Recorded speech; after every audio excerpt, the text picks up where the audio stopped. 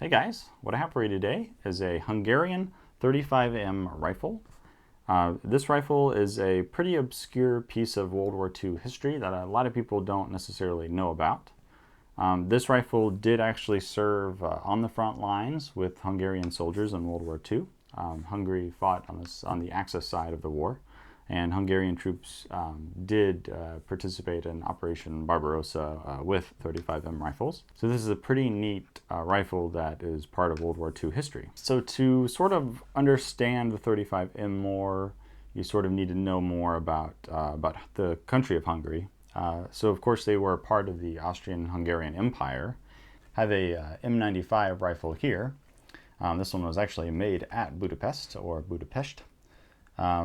So this is the rifle that the Austrian-Hungarians were using, and when Hungary got its independence in the 1920s, this is the rifle that they kept on using, and those are designated 31Ms.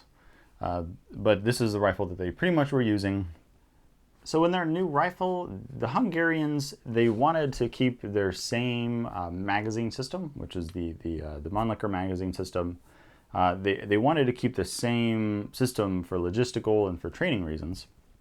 If they kept the same magazine, they could continue using the same ammunition and clips that they used in their M95 rifles and their new rifle, and that would be easier for training and logistical reasons. So when looking for a rifle that uses a Mannlicher magazine, there was a design out there that existed of a proven rifle system that was used by other countries with the turn bolt and Mannlicher magazine, and that is this rifle.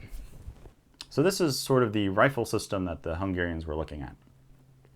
They wanted their Mannlicher magazine system, which this has, and it also has a simplistic, soldier-friendly, easy-to-manufacture bolt system that's been combat-proven for a number of years. So the Hungarians pretty much know that this is the rifle system that they want when looking for the new rifle. This is a Dutch carbine, and I don't think that the Dutch rifles particularly had that big of an influence on them, but I do think that they liked this overall design of rifle, and this is what they ultimately chose in their new rifle design.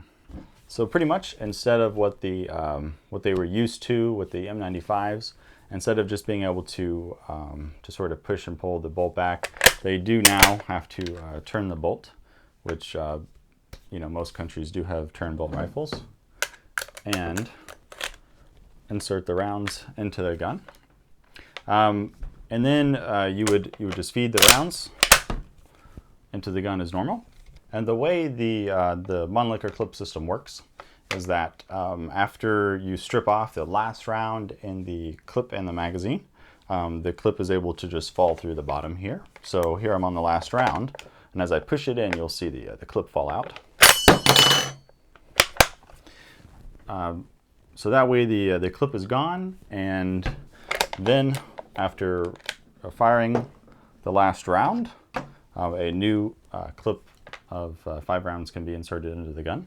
And if the clip for whatever reason was semi-stuck in the magazine, whenever you push the new clip in, that would sort of push out the old clip. Now, one of the features that I like about this rifle that you cannot do on the 35M or the Dutch Mannlicher is with the M95, you can insert the full clip into the gun, and then you can press down on the top round, and you can close the bolt on an empty chamber.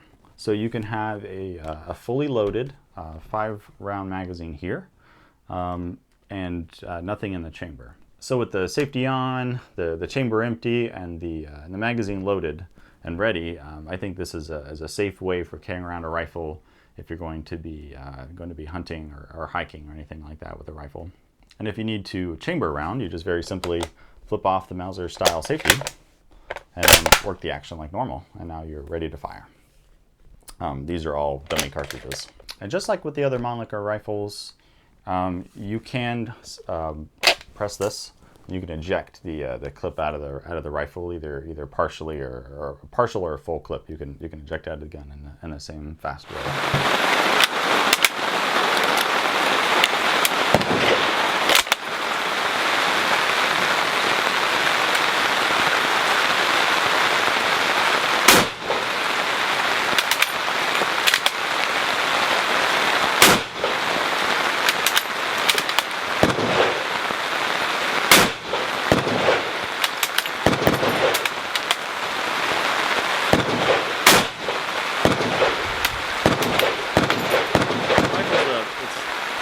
Very smooth operating, smooth extracting gun. Wow, the bolt manipulation on this is really nice. So I'm going to load the last round out of the clip into the gun, and you'll see the clip fall out the bottom here.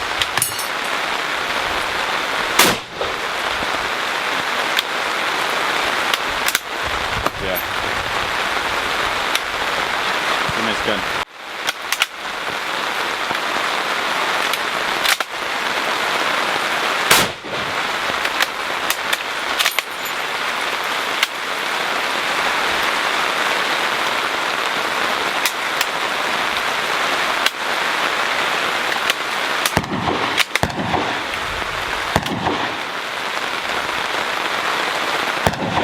Dead cartridge. Luckily, the 35M you can recock it. Another tip.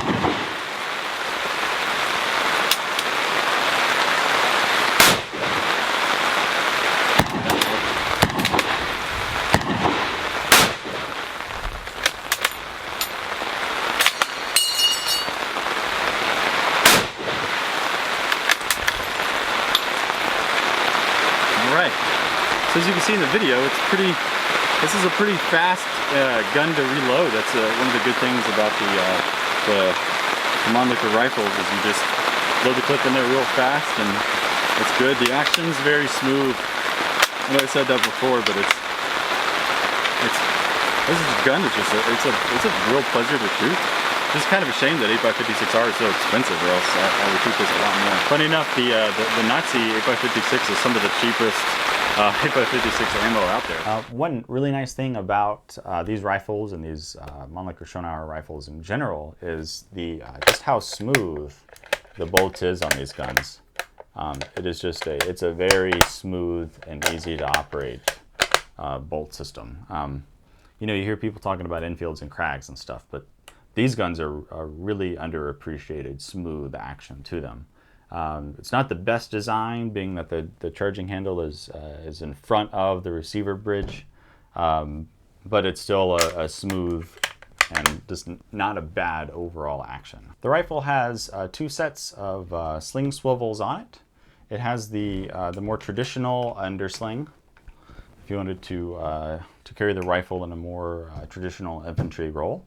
And it also has the two on the side here, which you can carry more in a cavalry sort of long-term carry. I much prefer the side slung method, especially with this sort of square Mannlicher magazine here. I think it'd be much more comfortable to carry the rifle on its side. The rifle bayonet for the 35M is actually modeled after the French Lebel Rosalie bayonet. They're very similar in design. And that attaches here at the front of the rifle. Now, interestingly enough, this is a screw-on piece, so you could actually unscrew this bayonet attachment piece here, and you can thread on a stacking hook for stacking a rifle. So that might be for certain types of troops that weren't issued bayonets or didn't need bayonets. The stacking hooks would be more suitable for their needs, and you can swap these out. Now, this particular rifle is interesting because on top of the barrel it does not have the Hungarian acceptance marks, and there is no serial number on the receiver at all on this gun. So right now this is a mystery to me that I'm currently researching. However, it does carry the standard serial number on the butt plate. But for that serial number can't be necessarily be determined to be this rifle's serial number. It doesn't have a serial number for whatever reason, and it doesn't look like it was ground off or removed or anything. Just was never put on the rifle. So there is a number of changes to the 35M bolt over a standard Mannlicher-Schoenauer bolt. Most notably, the cocking piece and the back here is very similar to the M95 cocking piece, and I personally find it much more handy. And this piece, you can grab it and you can slowly and quietly cock or decock the rifle with the cocking piece here in the back. So it's a really nice sort of holdover from the M95, and I personally think it's an upgrade. Has the same Mauser style flag safety as the other Mannlicher-Schoenauer rifle, which is a definite improvement over the M95's sort of Mannlicher style safety on the side. The 35M also has the bolt release borrowed from the German Gewehr 88 rifle here on the side, which I also find it very easy and preferable to pulling the trigger to remove a bolt. The two-piece stock and the receiver ring here is probably the most notable feature of these Hungarian rifles. The 35M was the predecessor of the German G9840 rifle. With the G9840, the Germans kind of kept the same overall profile of the gun. They just sort of made it match their K98K with things like the bayonet to work with their K98K bayonet. They modified the magazine to be a 5-shot Mauser style, and then they turned the bolt down. And then the final iteration of the 35M is in the Hungarian 43M rifle, which they incorporated a lot of the changes that the Germans made with their 9840, and they just sort of adopted most of those changes for their own line.